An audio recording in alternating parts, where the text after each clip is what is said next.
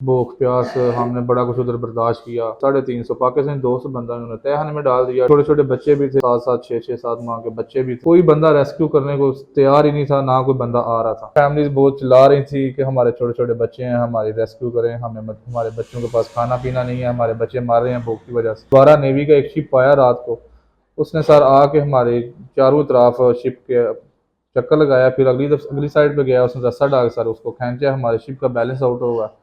हमारे पास तकरीबन 1 या 2 मिनट ही लगा है। हम सिर्फ अपने पाँव यानी बैठे हुए तो उठ के खड़े ही हो सके हैं, इतनी देर में सर हमारी शिप उलट गई। सर हम सारे लोग पानी में चले गए हैं। दोस्त बंदा जो है वो तहखाने में था, वो अंदर ही बेचारे मर गए। हम भी गोते खा खा के कोई हाल नहीं था सर। 2 या 4 सेकंड बाहर ना निकलता यानी पानी से सर मेरा बाहर ना आता तो मैंने भी उधर मर जाना था। सिर्फ लाइटें मार के देखता रहा, लेकिन हमारे पास वो करीब नहीं आया, ना ही उसने किसी को बचाया और ना ही उसने किसी को रिसीव किया। बस यही देख रहा था, कोई मार रहा है मरे, कोई जी रहा है कोई जीता रहे। इतना टाइम हम समंदर के अंदर ही सर्वाइव करते रहे। इधर जिधर देखें लाशें लाशें, छोटे छोटे 6 6 7 माह के बच्चों की लाशें जो तैर रही थी पानी में। और उधर फिर टूरिस्ट शिप आया एक, इन्होंने फिर उधर हमें उधर ट्रांसफर किया है। उसके बाद तकरीबन 7 8 घंटे यानी उसने सर्वाइव यानी ट्रैवल करके हमें दोबारा वापस ला के यूनान में हमें फेंक दिया। वो सर बाहर निकाल के उनके ऊपर उनको पाइप वगैरह मारते थे कि तुमने पीछे क्यों बताया या पीछे क्यों बोला कि हमें खाना नहीं मिला या इस तरह।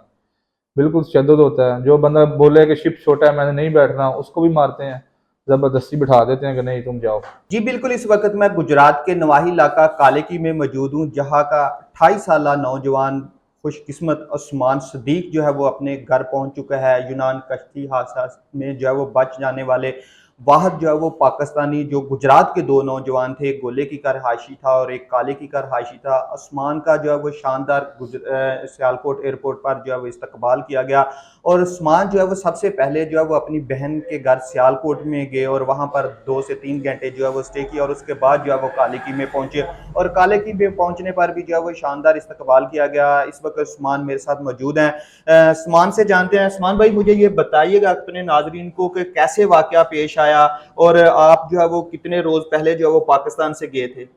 सर मैं 3 मई को सर मैं इधर से निकला था कराची एयरपोर्ट से। तकरीबन 6 को हम उधर पहुंचे थे।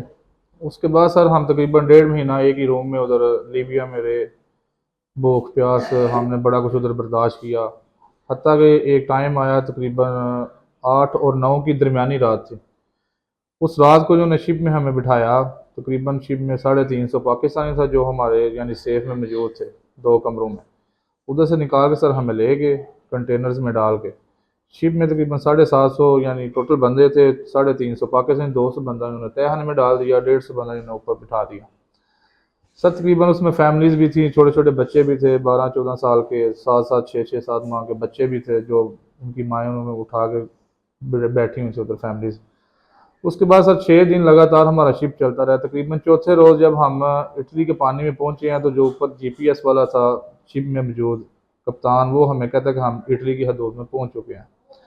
फिर सर पाँचवा और छठा दिन इन्होंने गोल दायरे में हमें हमारा शिप चलाते रहे हैं, आहिस्ता आहिस्ता चलाते रहे हैं कि इन्होंने सिग्नल आगे दिया हुआ था। इनकी बात भी हुई थी जर्मनी से भी, फ्रांस से भी, इटली से भी, लेकिन सर कोई बंदा रेस्क्यू करने को तैयार ही नहीं था, ना कोई बंदा आ रहा था। दिन का तकरीबन 2:30 का टाइम था। उस टाइम एक कार्गो आया, कार्गो आके हमारे पास इधर खड़ा रहा।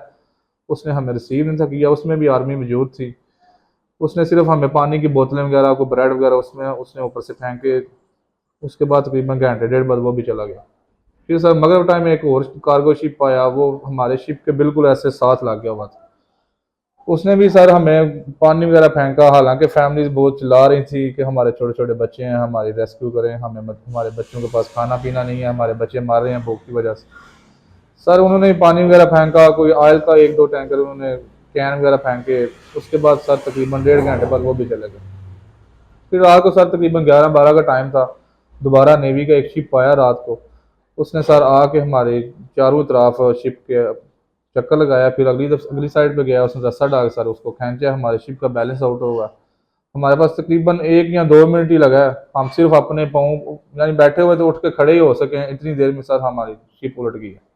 सर हम सारे लोग पानी में चले गए हैं। दोस्त बंदा जो है वो तहखाने में था, वो अंदर ही बेचारे मर गए। हम भी गोते खा खा के कोई हाल नहीं था सर। 2 या 4 सेकंड बाहर ना निकलता यानी पानी से सर मेरा बाहर ना आता तो मैंने भी उधर मर जाना था।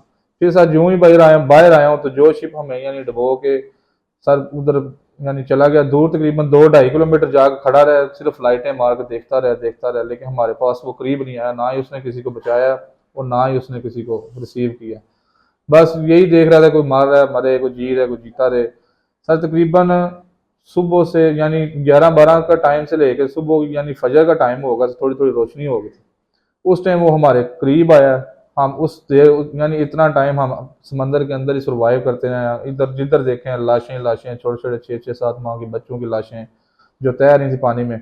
उस टाइम सर फजर टाइम इसने रिसीव किया, रिसीव करके सर हमें इसने बड़े शिप में डाला है बोट से निकाल के। तो सर उधर फिर टूरिस्ट शिप आया एक, इन्होंने फिर उधर हमें उधर ट्रांसफ़र किया है। उसके बाद तकरीबन 7-8 घंटे यानी उसने सर्वाइव यानी ट्रैवल करके हमें दोबारा वापस ला के यूनान में हमें फेंक दिया।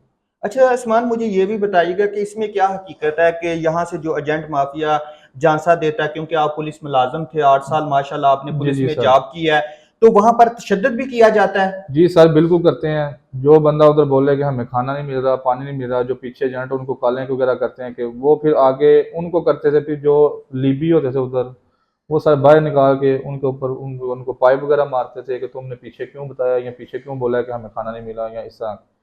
बिल्कुल तशद्दुद होता है। जो बंदा बोले कि शिप छोटा है मैंने नहीं बैठना, उसको भी मारते हैं, ज़बरदस्ती बिठा देते हैं कि नहीं तुम जाओ।